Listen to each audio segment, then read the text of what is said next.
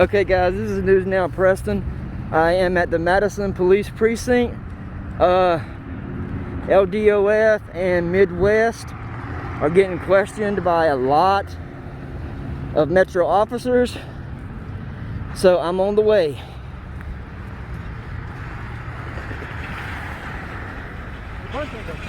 Huh?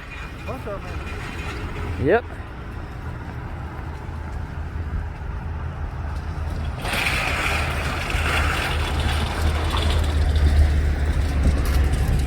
I'm gonna get each and every one of their badge numbers.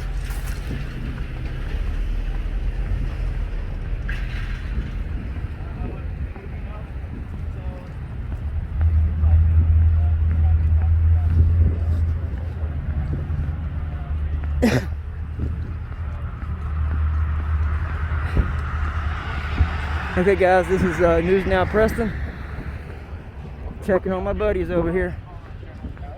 Hey guys, how y'all doing? We try every day. And out of the last 10 interactions I've had with cops, y'all have been the most polite. Yes, yes. I'm probably Well, you guys be safe, man. If y'all are gonna film, just make sure you don't stay out in the snow. Yeah, if y'all need anything, give us a call, okay? All right. See you guys. Have a good one. How you doing, sir? Walk of shame. Walk of shame. Walk of shame. It's a long walk home. Did you ask for a sergeant? A long home.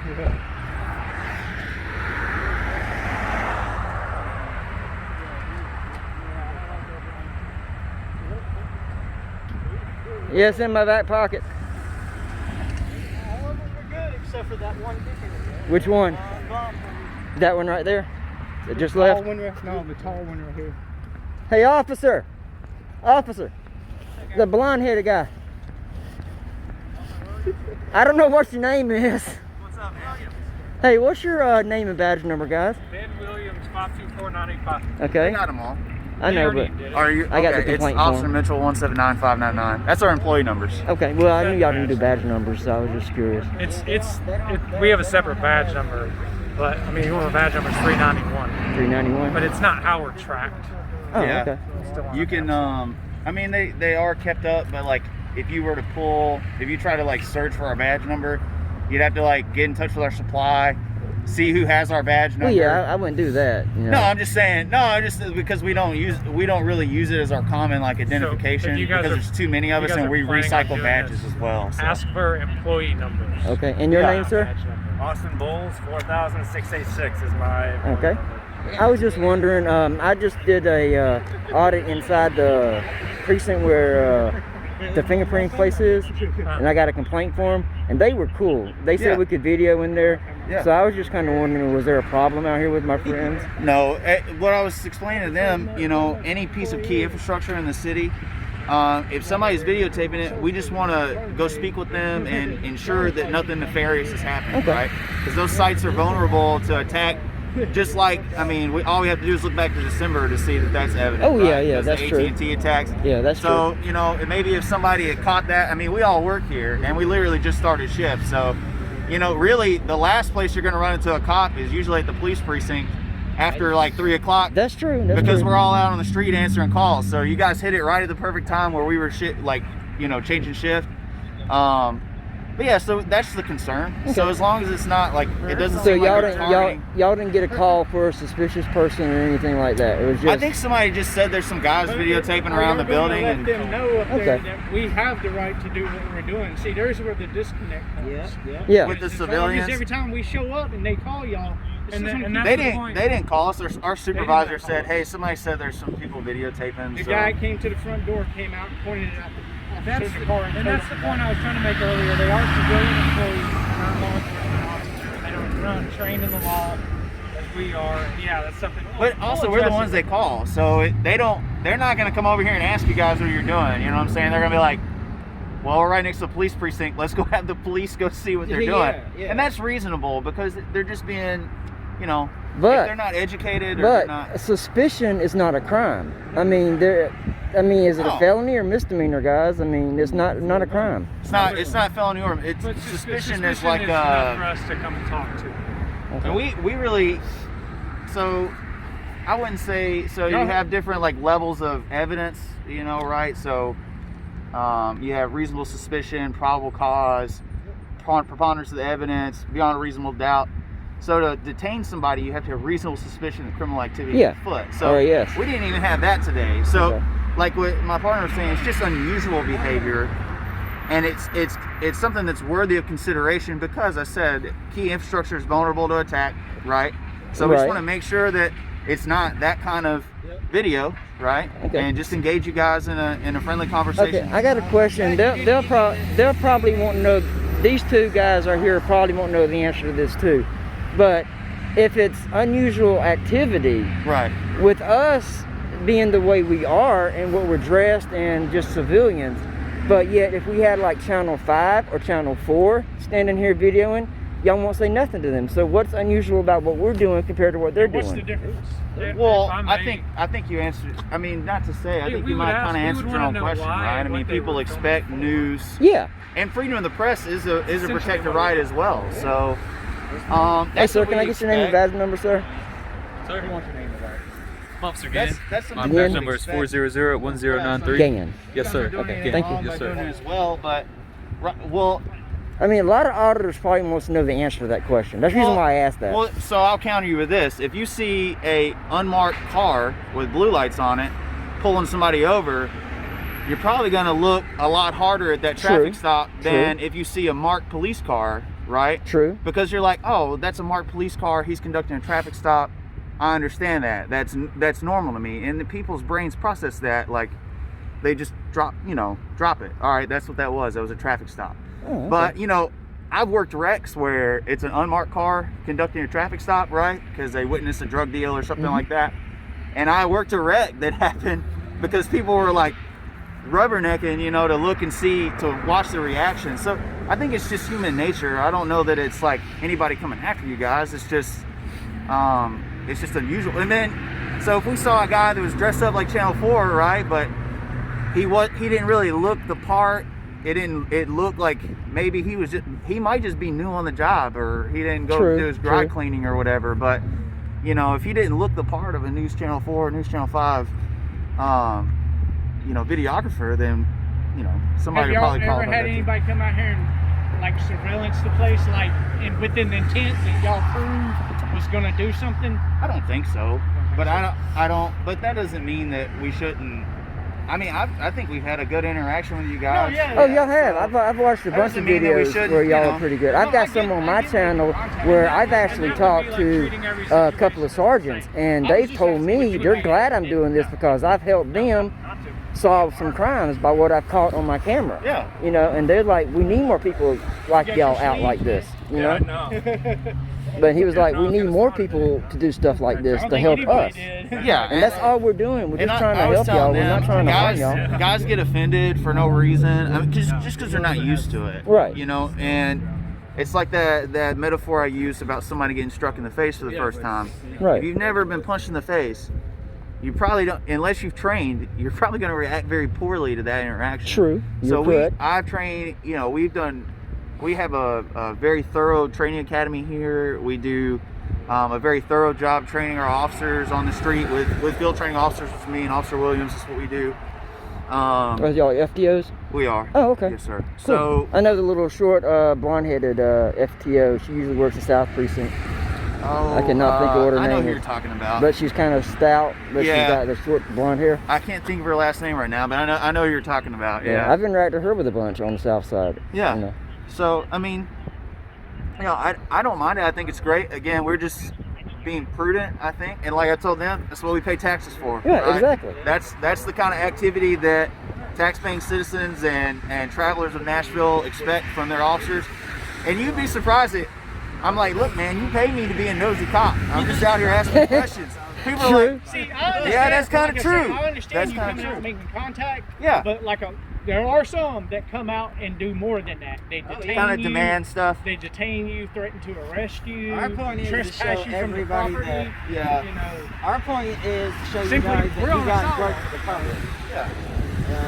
You have no authority unless there's a crime committed or a moving violation. You work for us. That's the point.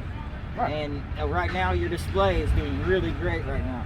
Can I get some DAP for it? absolutely. Here, I'm collecting DAP. DAP on camera. Look at that. 4 in 1 day.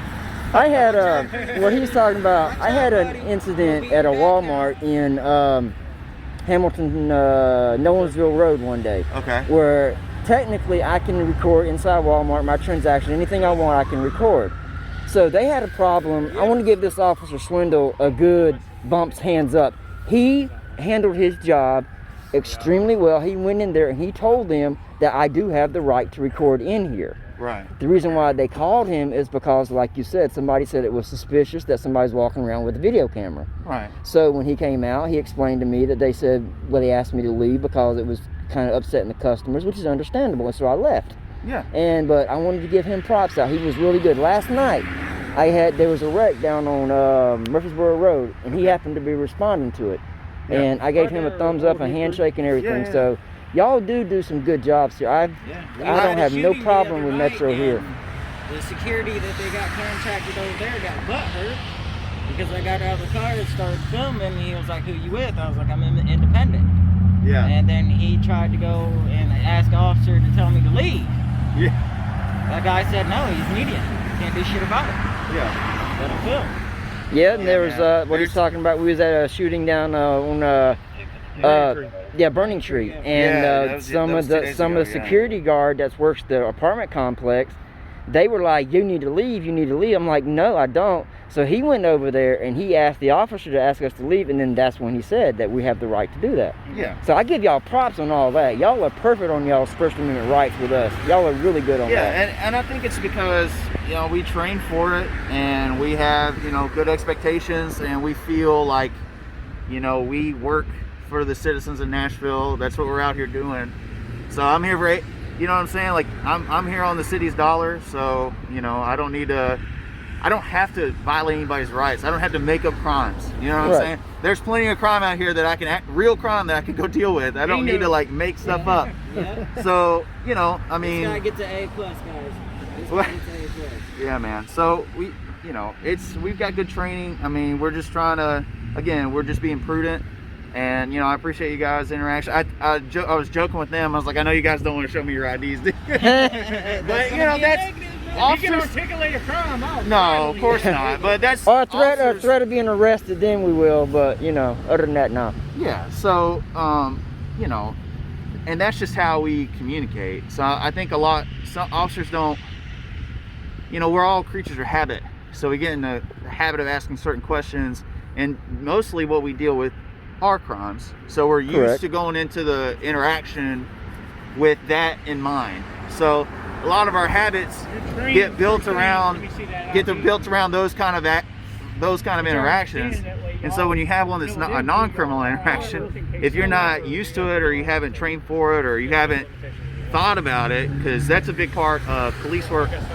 We're supposed to visualize all the time, like what happens if this happens, or just so that we're mentally prepared in case we go to a scene and somebody wants to fight me, or somebody's running, or somebody's hurt. If I think about the tools I have and the things I can use to help people, then I'm a lot more prepared. So you got to do the same thing for just citizen interactions, because that just keeps you from getting out of your OODA loop, you know what I mean, and just saying something stupid or off the wall crazy. Well, he's from another state, and the first night he was here, one of y'all's officers was responding code 3 to a call, and he hit a pedestrian. And it was like instantly when he hit the pedestrian, the cop kind of moved above, to get away from him, like he was trying to run in a little bit, but I know they didn't.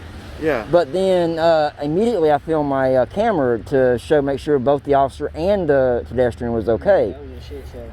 They arrested this guy because he had open warrants, which I don't understand why they still arrested the guy after Metro hit him. I can understand if it was like a felony warrant or something, but he didn't have to do none of that, but he didn't know that. Yeah, he didn't. And then that's where some of these guys bait them in to giving ID. True. And if he would have known better, he could have walked off. I would have walked off. I told him in the video, you can deny medical help. Right. And be gone. Yeah. I mean, if he'd have denied to identify himself, right? He didn't want any kind of assistance. That unfortunately does happen. I've gone out to calls before, you know, to assist somebody, and they have an outstanding warrant, you know, and we're duty bound to execute that warrant if it, you know, we are aware of it and that person's in our presence. So, but I always make a point of The Supreme Court finishing rules, what you I'm. don't have an obligation Okay. to protect. Yeah. You don't have an obligation to act. It was just some community information that I was trying to. I'm not The Supreme Court super. rule, look it up. I know, but I'm also bound by my policy as well. So, and I'm not a big policy, like, I don't know the word verbatim, so I can't give you a definite answer. But just like what my training officers before taught me, and because we've had this interaction, I'll go look it up. I'm sure You ain't cold, sir? No, that's true, but Yeah, he I'm not is. talking so much about calls for service. I'm more talking about, like, if somebody is in my presence and I know they have an outstanding warrant, I may be bound by my policy to execute the warrant because that judge has signed off on it. Not like, you know, necessarily we have to respond to a certain call, or but we might Like have if to you do. knew I had a warrant right now, you have to do it, right? Yeah, I mean, I would execute the warrant. I mean, I treat you But with that's what I'm dignity. saying. The Supreme Court said you don't have to. You have the right to let me walk off if you want. It's your call. Even for a felony.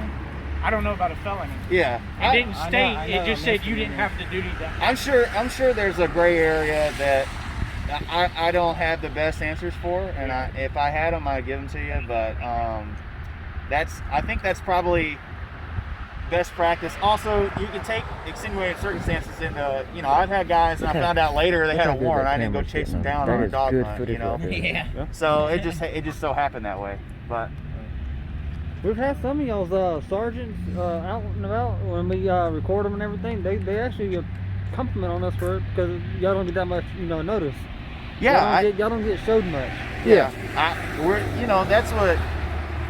I think that's what we want, right? We'd rather be quiet professionals, you know, and just do our work.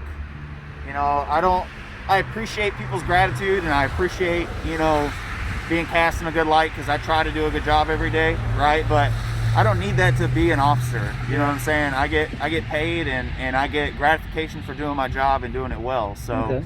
I don't need, you know, I don't have to have that. Some guys feel like they do, but we're human, you know. So officers are gonna be all different, you know, and some guys have bad days, or some guys are just, you know, struggling or whatever, or maybe they're, you know, somehow addicted to that interaction or that praise, and then when they don't get it, it's like, I don't Where the know, ego comes they have an issue with it. Yeah, I mean, but Like, you're we gonna saw get a that. little ego over here, but now that we've been talking, it's gone. You know what I mean? I can see And it's that. not so much even about the interaction. I mean, I can't tell you how many videos. Who are you talking about? Who are you talking about? Him? No, you know, Oh, okay. just a little bit, but you know, we started to talk. I think he's just really frank with people. There you go. Yeah. Really frank. I think he's Sometimes you have to be I think that he's way. just very honest with people about his thoughts and I will shit. use that Just on my stern, next video. right? He is very frank. He's very frank. Stern, very stern. Yes. How long has he been with the police force? That gentleman right there. How long you been on, Dan? 4.5 years. 4.5? You're the one that was in 5155's video where y'all got called to the MTA that one day. You look just like the guy, dude. I have a twin. Oh, you do? I have a twin on this department. I don't know where he works. Oh, okay. I've seen him on the news. Somebody sent me a screenshot of him one time. And I was like, yeah, that's me. Oh, wow. I bet you We, that's kind of hard to work with a twin, ain't it? Sorry. I said, I bet you that would be kind of hard to work with a twin, wouldn't I know a Well, couple guys. That's why we never met. it? They keep us separate. Ah, true. There's a couple of guys I know that are twins that are on the police department, and it messes me up. One of them's on search and rescue with me, and his brother works like What? Central Precinct. Don't they have to work on different departments? Can They work the in same different department? shifts, yeah. But if I see, so when we were down for the bombing command, we were in Central. So the assistant community coordinating officer, Will Erickson, he works down there, and then Rob Erickson, his brother, is on the search and rescue team with us. So we were at the incident command, and Will was there because he's facilitating it because it's Central Precinct, and he's trying to help like coordinate victims and stuff like that. So they're like walking through the scene, and I was like, Wow. Did he just freaking walk on me there? yeah, it's like, when did you change